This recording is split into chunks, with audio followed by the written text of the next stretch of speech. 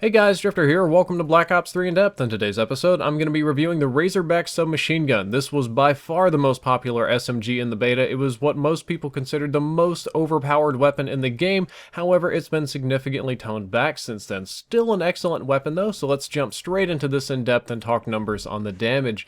It has 3 distinct damage ranges. It'll deal 30 damage up close, 23 damage at a distance, and then finally decrease down to 19 damage. You've probably seen these numbers quite a few times before on In Depth. What this means is that it will kill between 4 and 6 shots depending on how far away you are from the enemy. However, unlike most submachine guns, this one's actually usually going to kill at 4 shots. It's usually going to be a 4-shot kill range, which is its maximum damage range, and that's because it has excellent god tier range.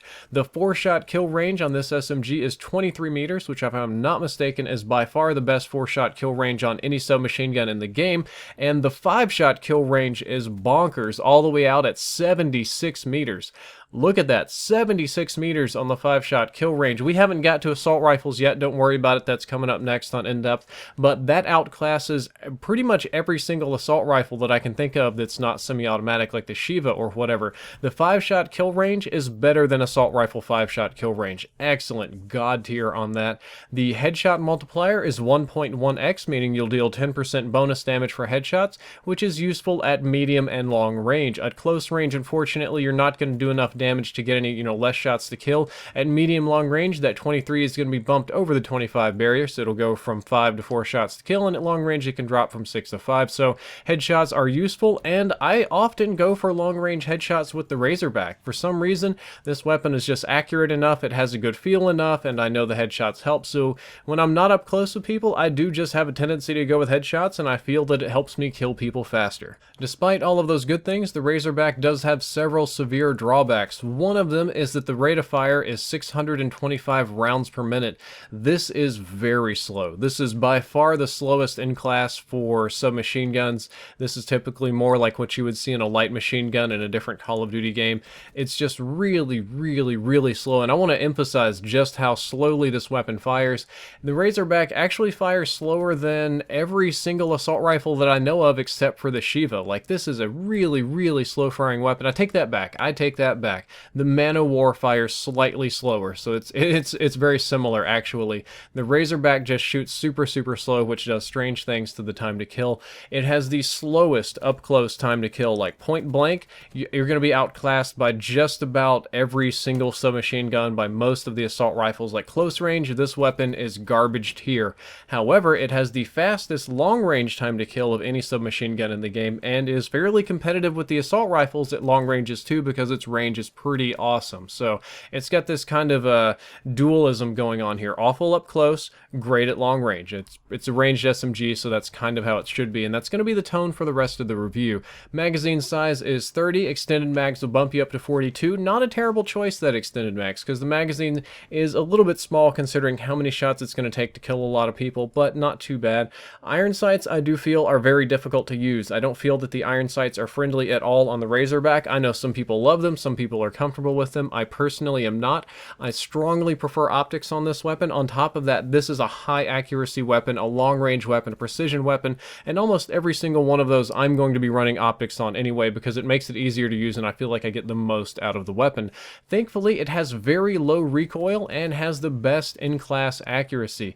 The Pharaoh is maybe the closest competitor, but that's burst fire, so I'm not sure if that counts comparing it to fully automatic. It's a very low recoil weapon. It is very easy to fire. It is very easy to master the recoil, and I don't think that any of you are going to have a difficult time with the recoil whatsoever, and I think that's what most people, or why most people considered the weapon to be overpowered to begin with, is because it had excellent range and low recoil and relatively few drawbacks. Well, since the beta, they've kind of scaled back on the range and they made it shoot a little bit slower. Aim down sights time is 200 milliseconds, which is average for the class. That's normal for submachine guns. Quick draw grip isn't necessary. You don't have to have it. I typically run it just because I like it, especially on a precision weapon. I like to snap aim really fast. And speaking of really fast, the reload time is very fast at 1.8 seconds, which if you remember is the exact same from the CUDA and the CUDA episode, so it's tied for fastest in-class reload and is one of the faster reloading weapons in the entire game. So that's definitely a good thing because you will be reloading a lot, especially considering the amount of ammunition that you have to throw downstream. It has a medium medium wall penetration factor, making it very easy to wallbang with. And again, just treat it like a light machine gun, like an assault rifle, whatever. It should be pretty easy to handle. I don't think many of you are going to have a lot of difficulties with the wallbangs, but it might happen if they're behind some heavier material. Now that we're done with the objective part of in-depth, let's move to the subjective part of the episode. This is a submachine gun assault rifle hybrid. Truly, it is a hybrid weapon if I've ever seen one, and it's kind of like the Peacekeeper from Black Ops 2. As a matter of fact, statistically speaking, it's very similar to the Peacekeeper, and I do find it kind of funny that in Black Ops 2, people thought the Peacekeeper was like a garbage tier weapon and nobody wanted to use it, yet a very similar weapon in Black Ops 3 everybody really likes, and they want to kind of jump on this Razorback train, and they talk about how good it is or how OP it is and kind of things like this.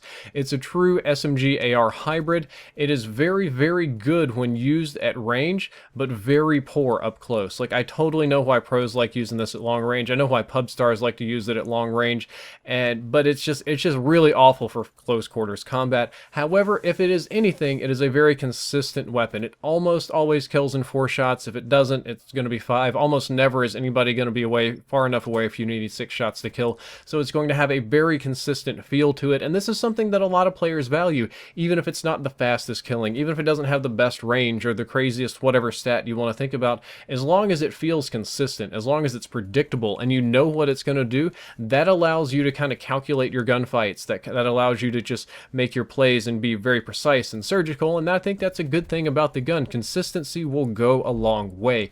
Let's talk about what the gun is best with. I have a relatively simple setup for this one, and it's basically an assault rifle setup. I like running it with QUICKDRAW grip. Basically, it's a precision weapon, so I like to snap aim really fast, as we talked about. I do run FOREGRIP on it. It's not 100% necessary, definitely not 100% necessary, but I like to take that accuracy and ramp it up to the extreme. I like to make it as accurate as possible. You don't have to have it, but I do feel like optics are very important. Whatever optical attachment you want to run, if that's an ELO sight, if it's a red dot, if it's a Varex, Recon probably isn't the way to go, but optics are nice. And if you're not going to run FOREGRIP, I would probably say run with something like extended mags or stock, or just whatever helps the feel of the weapon for you, whatever you feel is best. And I run a few less perks and lethals and that kind of things with the Razorback.